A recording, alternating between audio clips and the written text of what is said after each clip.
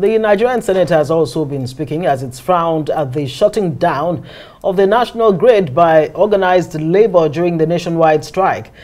Counting the losses of the two-day strike, President of the Senate, Godswill Akpabio, described the impact in certain areas as sacrilegious and economic sabotage that should never be allowed to happen again. He says a bill should be brought to the National Assembly to settle the issue of new national minimum wage once and for all. For instance, shutting down national grid could amount to economic sabotage. Stopping children from taking WAEC means that you have set those children back by 1 year. So there are so many things involved in what is going on. So my personal opinion will be that we thank them for agreeing to go back to the negotiation table. We urge the federal government to expedite action on negotiations in order to arrive at something that is acceptable, at least acceptable to both parties, or something that is reasonably acceptable to both parties. And then immediately thereafter, since the last minimum wage has expired, as an act of parliament, they should immediately send us an executive bill for us to commence work.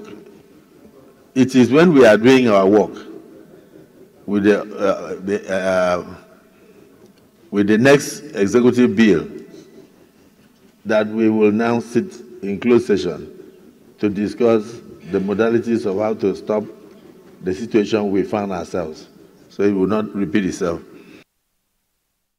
Well, joining us now is the President of the Trade Union Congress, Festus. Osifo, good to see you and thanks for your time. I know you and your colleagues have been so busy in the last 48 hours. But again, if you look at that, let's start from Nigerians before we come into the issues that you've had with government in the last couple of hours. Some Nigerians are divided. Some are not too excited about the strike, as you saw in that report. Some are saying, why call it off, while some are so pained. Does labor, organized labor, have any message for those Nigerians that are counting their losses owing to the strike? Good evening, Sulai, good evening, Ngozi, and good evening, viewers. The first thing is, everybody have different motives, most especially the Nigerians out there. There are some people that want you to embark on strike for 1 month. There are some people that, for different reasons, political reasons, religious reasons, because maybe they don't want to go to work. So there could be different reasons why everybody wants you to embark on strike. But for us in the labor movement, we weigh it. It's a very weighty decision before we go on strike. If you remember, I was in this studio over 3 or 4 different sections when we were hammering on the fact that we have given an ultimatum and it expires 31st of May. What the president did today, if he had done it like a week earlier, like 2 weeks earlier, we wouldn't have been here. Those marching orders should have been given before now. We gave a lot of signals. If you remember, there was a deadlock. If you remember, we walked out. So those things were signals for the authority to trigger the authority to act. So strike for us is at the last resort. And the meeting we had last week Friday, we told government, we told the government representative that we are ready to sit here and wait till midnight until they come up with an improved mandate, because we knew clearly that when we leave that meeting without anything, without an improved position, it's going to lead to an industrial action. So we waited.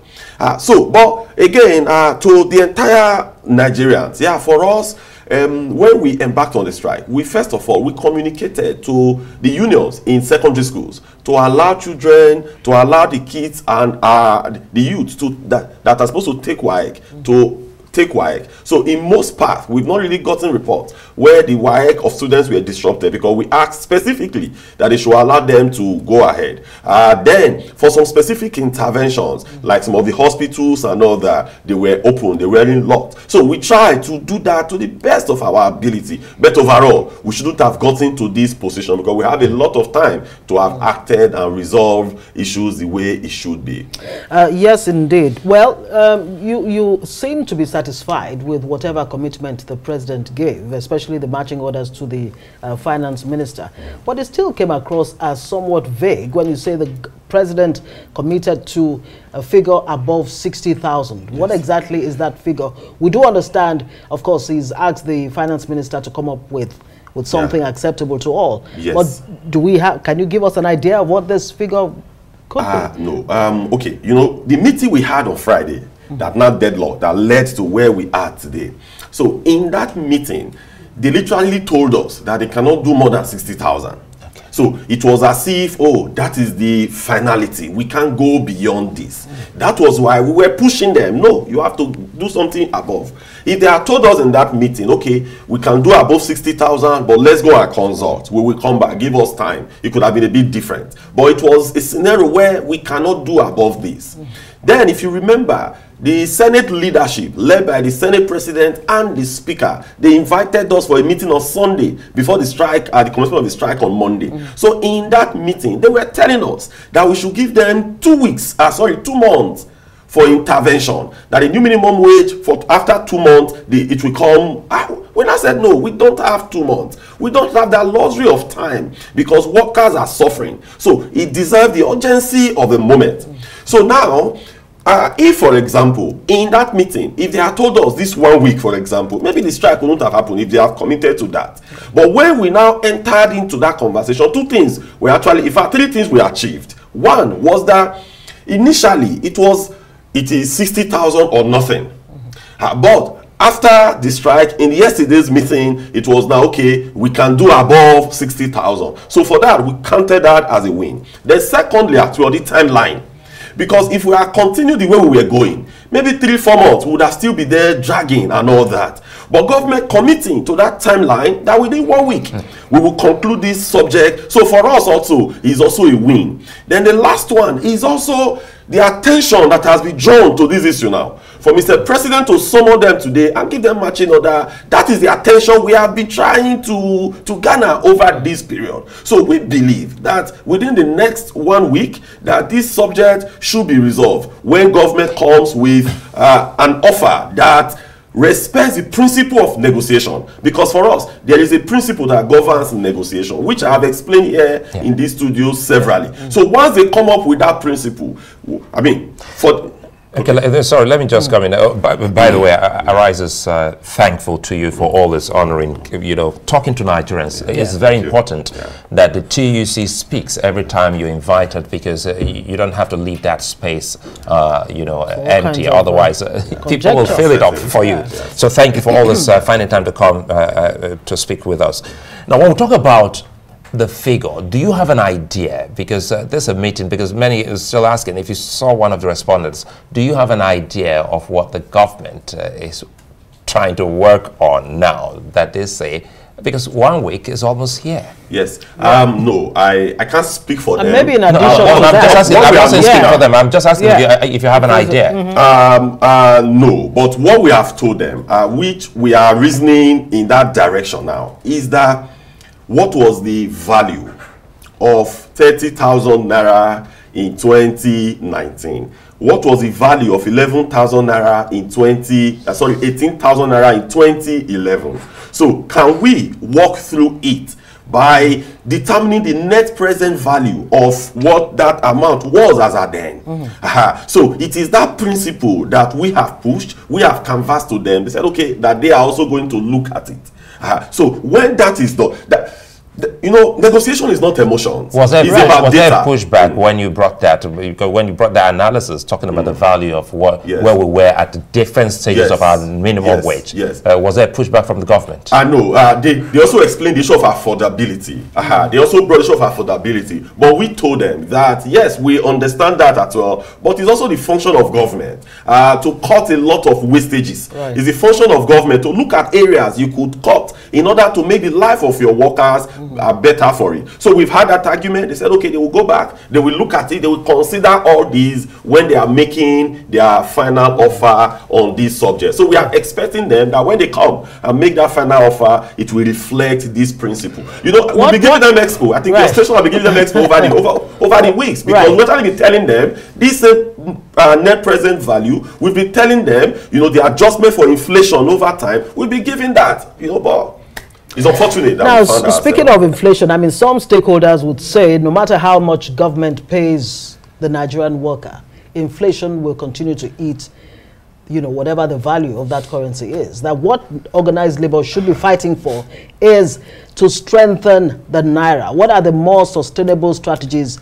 you know, policies that need to be put in place to ensure that the naira is strengthened, so that if you earned 20,000 naira, for example, it has value? Yes, you know, again, we've also been saying that it is not a matter of volume, but it's a matter of value. Right. Because today you could agree a new minimum wage of 400,000 naira. Then by next month, inflation catches it up, devaluation, the money becomes, very infinitesimal. Just don't say toilet paper. Yes. So what we do, no, infinitesimal. So what we do normally in those conversations we have with them on the minimum wage committee is very robust.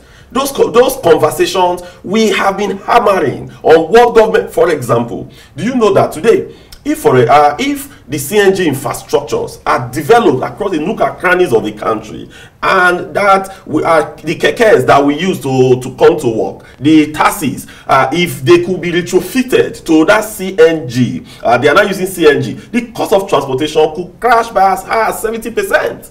So if that crashes, what is going to happen? You are spending less money to go to work. You are spending. So when that happens, then this instead of you using AGO to import food from different parts of Nigeria to another path, you are now using CNG buses, right. CNG vans. It's going to bring down the cost of transportation, which will impact in different areas and different sectors. So these are the things that we canvass during that meeting. And if you also look at the agreement we signed October 2nd, that was one of the areas we canvassed, we pushed for it. That was why government included it. Right, very quickly, before we wrap, there are other demands that you made on the issue of electricity tariff, that they should reverse the so-called band categorization. Yes. What's happened to on that, those demands? And would you like to respond to the President of the Senate when he says it's economic sabotage when you shut down the national grid? On the demand, what was the first question? The other demands. Okay, electricity tariff. Electricity tariff. We've not been engaged on that. So the fixation has been on the minimum wage. Okay. But now that we've cleared that hurdle, we are going to engage them on the issues on electricity tariff, because we've never been engaged. Since we gave that ultimatum on that as well, May 1st, there don't be any engagement. So let us sit down, let them come and tell us, why did you do this? How did we get to this point? Let's look at what the numbers are. Where we are today, is there any economics that is even supporting it? Is it the price it is today that it ought to be? Can't we take it further down? So those conversations, we are going to have them in the next few days. Right. Yeah, for Senate President, for us, we've had a lot of engagement. I mean, during that encounter, what we told them is that the nation should be involved when issues like these are coming. We shouldn't wait until a day before an industrial action, before we get into this. We shouldn't look at the action that has happened, because strike in any part of the world always brings in some economic losses. Nobody should dispel that. Even when it could be a security threat to the nation. I mean, shutting down the. We are talking about grid today. How many times has the grid collapsed in the last years? So if grid collapse, what do we call that? Do we call that economic sabotage? You remember last year over 14 times grid collapse. This year over 6 or 7 times grid collapse. What are you going to call that? Grid collapse is the same thing as shutting down power in the entire nation. Osifo, I think I'll have to say thank you now. I think you've driven your point home, and I'm hoping that the same speed with which the national anthem was changed should be brought into place to fixing our national problems. So I'd like to thank you for your time, Festus Osifo, President, Trade Union Congress. Thank you so much.